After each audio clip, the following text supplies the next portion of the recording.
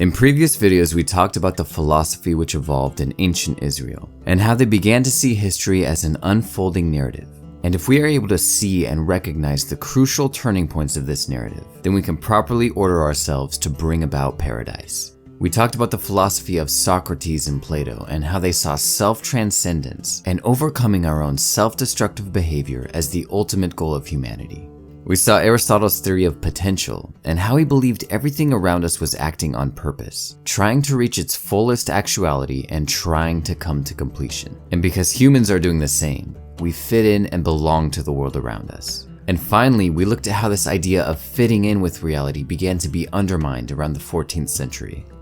As people are experiencing death, war, famine, plague, and the collapse of their worldview, they are also deciding it is better to impose your will upon this world, rather than embed yourself within it. And these changes are coming hand in hand with the rise of commercialism. As the feudal system is on the decline, and people are beginning to sell their labor and travel long distances to go where their commodity is scarce, they are shipping their commodities across great distances. But the problem with ships is that they can sink. If a ship sinks, it can wipe out your entire livelihood. The solution to this was to create a corporation, a body of people who will share risk and divide profit. Corporations need things like banks and insurance. Contracts enforced by the state become very important. Around the 14th century, Arabic numbers begin to replace the cumbersome Roman numerals. With Arabic numerals, there is suddenly a huge increase in our computational powers. To manage all this new, abstract finance, the importance of math comes to the forefront. People realize that if you can get a ship to its destination faster without it sinking, there is a lot more money to be made. To improve navigation, we begin using this new math to keep better track of the heavens.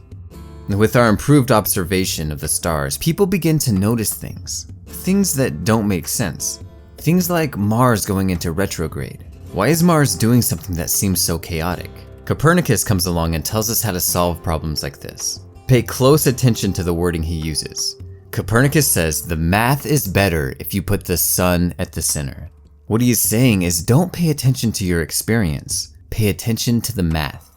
This is a momentous change. We all see the sun orbit around the earth every single day of our lives. Our experience is telling us that we are at the center of the universe. But it is an illusion. We are all mistaken. If I can be wrong about something that I can clearly observe every day of my life, how can I ever trust my senses again? In this old Aristotelian model, we all fit in and belong with the universe. But we have just been given proof that the structure of our experience has nothing to do with the structure of reality. Galileo expands on this Copernican idea, and he tells us that mathematics is the language of the universe, and that is how the mind can reconnect itself to the world.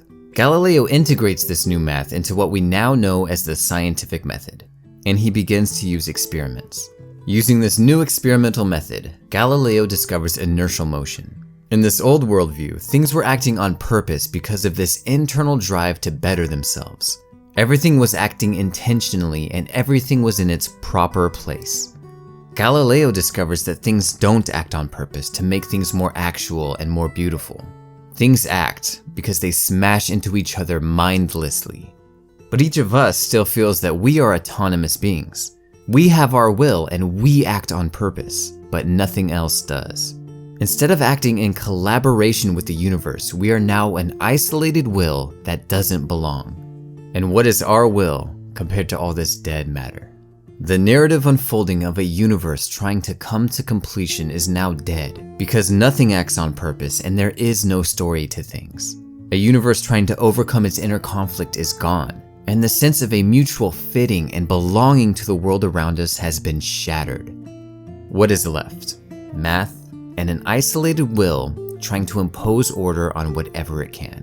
And even that isn't real because your experience is faulty and cannot be trusted. Math is the language of the universe. What about love and beauty?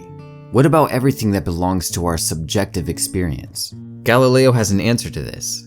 He divides the world into primary and secondary properties. What is primary is things we can do math on, like shape and weight.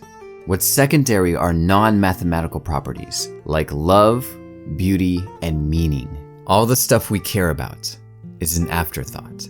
The world does not possess these things. That is what the mind willfully imposes on reality. When you feel connected to things for their beauty, love, or meaning, that is all a mistake. The meaning that was captured in these old worldviews are being withdrawn, and we are now trapped in a mind that cannot connect to the world. This is part 9 in a series of videos on the meaning crisis, based on a lecture series by Dr. John Vervaeke. You can check out the full series here, and make sure to join us next week when we move on to Martin Luther and the Protestant Reformation.